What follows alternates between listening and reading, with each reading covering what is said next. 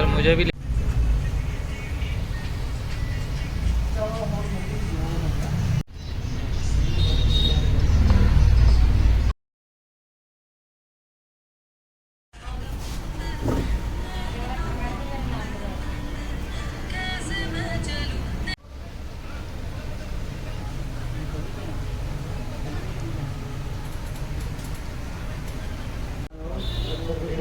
Sir जी 16 set आ गया।